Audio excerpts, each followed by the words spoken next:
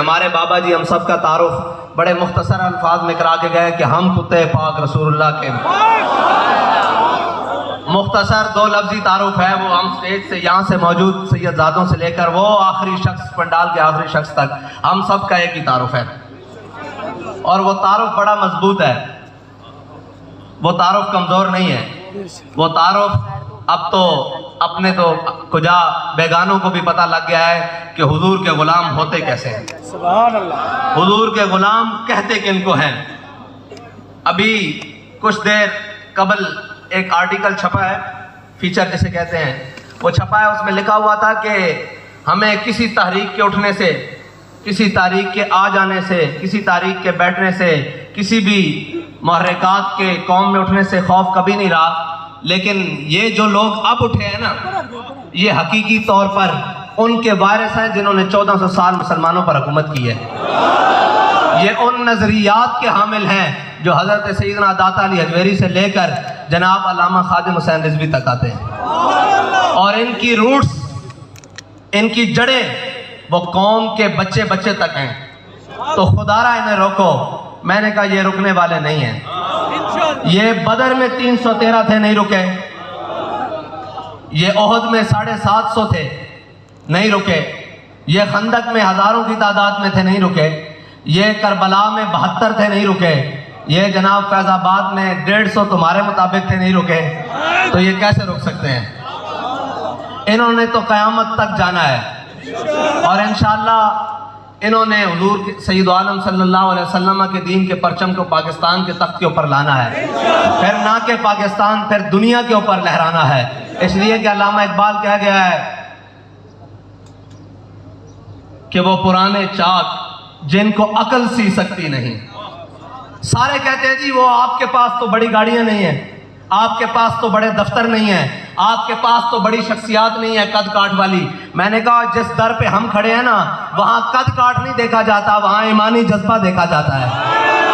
اگر ایمانی جذبہ نہ دیکھا جاتا تو معاذ اور محبت ابو جہل کو قتل کرتے بدر میں،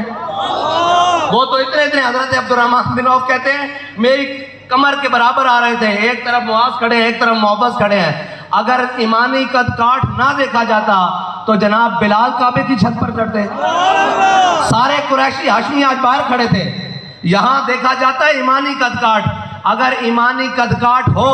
ایمان کا جذبہ ہو موجود میں، تو پھر سارے پیچھے، پھر اللہ تعالیٰ کرتا کیا ہے؟ بلال از حبش، صہیب از روم، سلمان از فارس، ابو لہب از مکہ، چبل اجابیس۔ اقبال کہتا ہے اسلام نہیں دیکھتا کہ وہ چودھری صاحب آئے ہیں یا نہیں، وہ جناب وڈیرا صاحب آئے ہیں کہ نہیں، وہ جٹ صاحب آئے ہیں کہ نہیں، وہ ملک صاحب آئے ہیں کہ نہیں، وہ پیر صاحب آئے ہیں کہ نہیں، وہ مفتی صاحب آئے ہیں کہ نہیں، وہ علامہ صاحب آئے ہیں کہ نہیں۔ اقبال کہتا ہے بلال کو حبشے سے بلاتا ہے، صہیب کو روم سے بلاتا ہے، سلمان کو فارس سے بلاتا ہے، لیکن ابو لہب کے بارے میں فرمایا ہے تبت یدا ابی لہب وتب۔ وہ نہیں کسی کے پاؤں میں پڑتا، وہ نہیں پوچھتا کہ تم آئے کہاں ہو، جانا کہاں ہے، وہ کہتا ہے حضور کے غلام ہو۔ کیسے غلام ہو؟ عروہ بن مسعود جب سفیر بن کے حضور کی بارگاہ میں آئے نا صلح حدیبیہ کے موقع پر، تو واپس جا کر جو انہوں نے منظر باندھا نا حضور کے غلاموں کا، غلامی کرنی ہے تو پھر اس طرح کرنی ہے۔ پھر لوگ پوچھیں کہ یار بابا جی ان کو کیا کھلا کر گئے ہیں، شیل ان پر اثر نہیں کرتا، گولی ان پر اثر نہیں کرتی، ایف آئی آر ان پر اثر نہیں کرتی، ہتھکڑیاں ان پر اثر نہیں کرتی، جیلیں ان پر اثر نہیں کرتی، کچھ بھی ان پر اثر نہیں کرتی۔ میں نے کہا جھلیو ساڑھے بابا جی سانو او حضور دی محبت دے جام پہ لا کے گئن، اے تاجے دنیا روح نکل جائے گی پھر بھی نشہ نہیں اترے گا، پھر حشر آ جائے گا نشہ نہیں اترے گا، کیونکہ بابا جی دس کے گئن کہ ہم سوئے حشر چلیں گے شاہ ابرار کے ساتھ، اور قافلہ ہوگا روام قافلہ سالار کے ساتھ۔ یہ تو طیبہ کی محبت کا اثر ہے، ورنہ کون روتا ہے لپٹ کر در و دیوار کے ساتھ۔ معزز سامعین محترم، میں نے جو آیت پڑھی، اللہ تعالیٰ حکم فرماتا ہے کہ میں تمہیں اپنی عبادت کے بعد حکم دیتا ہوں اپنے والدین سے حسن سلوک کا، وَقَضَىٰ رَبُّكَ أَلَّا تَعْبُدُوا إِلَّا إِيَّاهُ وَبِالْوَالِدَيْنِ إِحْسَانًا۔ تو عاطف بھائی سے میں یہ عرض کرنا چاہتا ہوں کہ حاجی الطاف صاحب اس مقام پر پہنچ رہے ہیں جہاں ہر ذی روح نے جانا ہے، اس مقام پر پہنچ گئے ہیں جہاں ہر ذی روح نے جانا ہے، لیکن با خدا ہم نے بھی ایک دن دنیا سے جانا ہے، آپ کا اپنے والد صاحب سے جب سامنا ہو پوچھ لینا کہ کس عمل کی سب سے زیادہ قیمت پڑی ہے. یہ پوچھ لینا کہ کس عمل کی سب سے زیادہ قیمت پڑی ہے. اگر وہ کہہ دینا دے کہ نماز ہک پاسے، روزے ہک پاسے، حج ہک پاسے، سارے تو کرتے سن یار. عبداللہ بن ابی جڑے 350 بندے وہ تو لے کے واپس آیا، وہ حضور دے پیچھے نمازاں پڑھتا سی، وہ حضور دے پیچھے روزے رکھتا سی، وہ حضور دے نال عمرے واسطے چلیا سی، عمرہ قضاء دے موقع تے وہ سارے کام کرتا سی. لیکن جدو احد دی طرف جاندیاں اس نے اپنے آپ نو اپنے ساتھیاں نو ورگلا کے منافقین نو ورگلا کے واپس موڑیا نا تے واپس آ گیا تے رب نے نمازاں نہیں ویکھیاں، رب نے روزے نہیں ویکھے، رب نے جناب عبادتاں نہیں ویکھیاں، بلکہ وہ شخص سی جڑا جمعے والے دن حضرت حضور سید عالم صلی اللہ علیہ وسلم تو پہلے ممبر تے چڑھ کے توصیفاں بیان کرتا سی کہ اسی کتنے خوش نصیب ہاں سانو حضور مل گئے. اے خوش نصیبی تو ہے ہی ہے، کلمہ مل گیا، لیکن اے خوش نصیبی دسو کہ حضور نے وفا کی تھی کنے، کلمے دا حق ادا کیتا کنے. میں ساتھیوں دس رہا سا کہ جس دن میں حافظ بنیا سا نا تے بڑے والدین خوش ہوندے، لیکن بابا جی نے مینوں این گل نال لا کے کیا سی پتر حافظ قرآن اتنے بڑے لگے پھر دین، اللہ تینوں محافظ قرآن بناوے. گل ہے کہ اتنے سارے لگے پھر دین، سارے کوئی عاشقان رسول. گل ہے کہ جدو ادھروں قبولیت آوے اور ادھروں قبولیت آندی اخلاص دی بنیاد دے ہوتے، اخلاص دا قدم پہلے ہوئے تے سر اس تو اگے ہوئے، پھر افلاک سے آتا ہے نالوں کا جواب آخر، کرتے ہیں خطاب آخر، اٹھتے ہیں حجاب آخر. وقت کے دامن میں بہت ساری قلت ہے، بہت سارے موضوعات میں نے چھیڑ دیے ہیں، لیکن حضرت بلال حبشی کی آخری بات، حضرت بلال حبشی نے حضور سید عالم صلی اللہ علیہ وسلم کی نعت مبارکہ لکھی اور اس کا ایک حبشی شعر ہے کہ ارا برا کنت کرا کرائی کری منت درا. اس کا ترجمہ حضرت حسان نے عربی میں کیا کہ ذل مکارم فی آفاقنا اذا ذکرت وفینا بک یضرب المثل. یا رسول اللہ قیامت تک جب بڑی بڑی باتیں ہوں گی نا، جب پوچھا جائے گا کہ بہادر کون تھا، جب پوچھا جائے گا کہ عدل کرنے والا کون تھا، جب یہ پوچھا جائے گا کہ جناب عشق والا کون تھا، جب یہ پوچھا جائے گا کہ جناب سخی کون تھا، جب یہ پوچھا جائے گا کہ لاکھوں کے لشکر میں اکیلا گھسنے والا کون تھا، جب یہ پوچھا جائے گا کہ ساری دنیا ظلم پر اتر آئے تو ظالم کی آنکھ میں ڈال کر آنکھ کہنے والا کون تھا کہ ستم کرے ذرا ہنر آزمائے تو تیر آزما ہم جگر آزمائے، یہ کون تھا؟ تو حضرت بلال حبشی نے فرمایا یا رسول اللہ قیامت تک آپ کی برکت سے آپ کے غلاموں کو ہی پیش کیا جائے گا. جب بھی کوئی بڑی بات آئے گی، جب بھی کوئی میدان لگنے کی بات آئے گی، جب بھی کوئی عابد زاہد کسی بھی دنیا کے میدان میں بات آئے گی کہ اس مقام پر سب سے اوپر کون ہے، تو آپ کی برکت سے آپ کے غلاموں کو پیش کیا جائے گا. جب ساری دنیا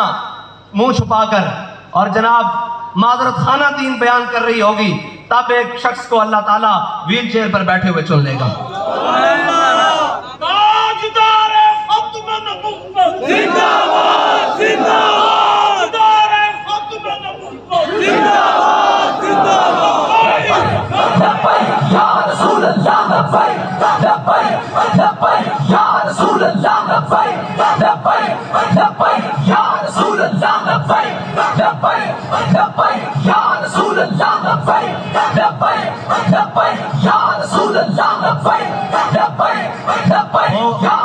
وہ جنہوں نے اپنی ساری زندگی حضور سید عالم صلی اللہ علیہ وسلم سے وفا کرتے ہوئے اور حق پر قائم رہتے ہوئے گزاری،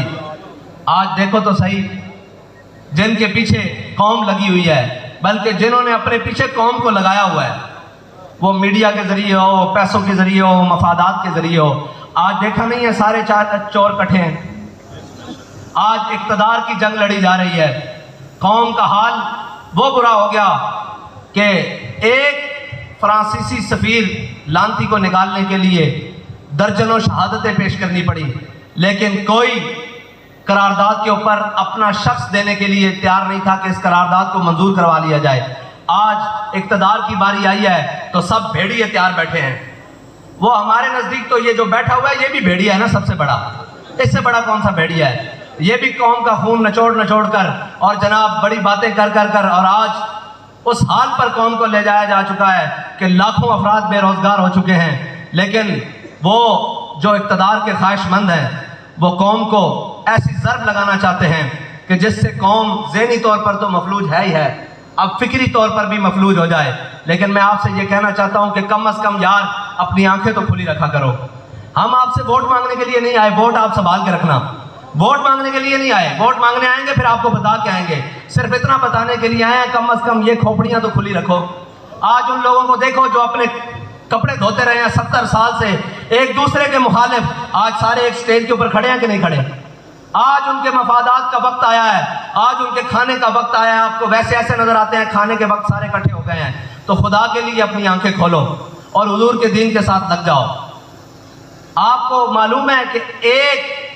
ایم پی اے ہاسٹل سے ایک ایم پی ایم این اے اٹھایا گیا ہے، تو انہوں نے کہا پورا پاکستان بند کر دو۔ میں نے کہا جب حضور کی عزت کا معاملہ آیا تمہیں پاکستان بند کرنا یاد نہیں آیا؟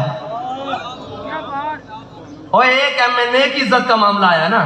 جی، اس کو ایم این اے ہاسٹل میں جا کر ہاتھ ڈالا ہے۔ میں نے کہا جب اس نے حضور سید عالم صلی اللہ علیہ وسلم کی ختم نبوت کو ہاتھ ڈالا تھا، تو حضور کے تاج کو ہاتھ ڈالا تھا اس ملعون نے، تو کیا تمہیں تب یاد نہیں آیا کہ ہم نے یہ کام کرنا ہے؟ آپ یاد رکھنا ایک بات قیامت تک کے لیے نوٹ رکھ لینا، یہ جو آپ کو نظر آ رہے ہیں نا، یہ جو آپ کو نظر آ رہے ہیں یہ کسی کی عزت کے لیے نہیں آئے، یہ صرف حضور سید عالم صلی اللہ علیہ وسلم کی عزت کے لیے آئے۔ اور ہمارے بابا جی یہ تربیت کر کر، اللہ اکبر، ہمارے بابا جی یہ ہماری تربیت کر کے گئے ہیں۔ میں آپ کو قسمیہ انداز میں کہتا ہوں کہ ہمارے ساروں کی عزت میں ہم کبھی کسی کو اپنی عزت کے لیے بلائیں گے بھی نا، یہ قوم نہیں آئے گی، لیکن ایک وہ چھوٹا بچہ بیٹھا ہوا جب اس قوم کو حضور کی عزت کے لیے بلائے گا تو یہ قوم اپنے بچے بھی لے کر حاضر ہوگی، اپنا مال بھی لے کر حاضر ہوگی اور اپنی جانیں بھی لے کر حاضر ہوگی۔ ہمیں حضور سید عالم صلی اللہ علیہ وسلم کے دین کے ساتھ اخلاص سے چلنے کی توفیق عطا فرمائے۔ وہ اخلاص جس کے بارے میں اقبال نے کہا، اخلاص عمل مانگ نیا گانے کہن سے۔ ہم سچی بات ہے، علامہ اقبال نے کہا نا، تڑپنے پھڑکنے کی توفیق دے، دل مرتضیٰ سوز صدیق دے۔ نہیں ممکن، ہمارے بس کی بات نہیں وہ سوز ہم پا سکیں۔ ہم تو کہتے ہیں یا اللہ کوئی تھوڑا سا سوز علامہ خادم حسین رضوی والا ہی دے دے، کہ جو چیز بیٹھنے نہ دے، کوئی بات ہو صحیح دین کے بارے میں تو وہ چیز اندر بیٹھنے نہ دے، بلکہ وہ ہر میدان میں آ کر کہے، ہر بات جانب آ کر کہے کہ لب بام بھی پکارا سردار بھی صدا دی۔ وہ جناب فیض آباد کا میدان ہو، وہ کہیں کا میدان ہو، وہ مسجد وزیر خان کی عزت کا معاملہ ہو، وہ حضور سید عالم صلی اللہ علیہ وسلم کے اوپر درود پڑے جانے کا، موٹر وے پر لگائے جانے والے بورڈوں کا معاملہ، کوئی بھی معاملہ ہو، وہ کشمیر کا معاملہ ہو، وہ امت مسلمہ کی بچیوں برما کا معاملہ ہو، کوئی بھی معاملہ ہو، وہ بابا آ کر کہتا تھا لب بام بھی پکارا سردار بھی صدا دی، میں کہاں کہاں پہنچا تیری دید کی لگن میں۔ اللہ تعالیٰ آپ کو اور مجھے عمل کی توفیق، اللہ تعالیٰ آپ کا اور میرا حامی و ناصر ہو۔ السلام علیکم ورحمۃ اللہ۔